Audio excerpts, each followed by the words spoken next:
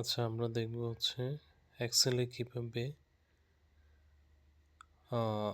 ভাগ করতে হয়। তো এর জন্য হচ্ছে আমি যে কোনো একটা সংখ্যা বসালাম।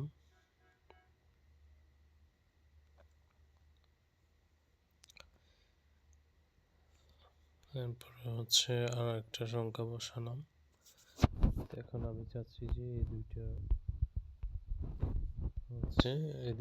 মানে 78কে হচ্ছে 6 দ্বারা ভাগ করতে।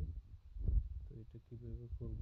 এটার জন্য হচ্ছে আমি চাচ্ছি যে এই ঘরে আনসারটা আসুক।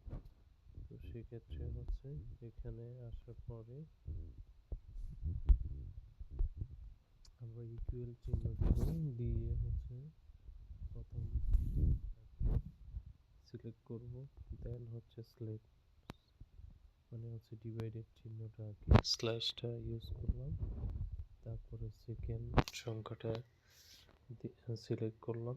এরপরে হচ্ছে আমরা টিক মার্ক অথবা হচ্ছে ল্যাপটপে এন্টার ক্লিক করব, দেন আমাদের হচ্ছে আনসারটা চলে আসলো।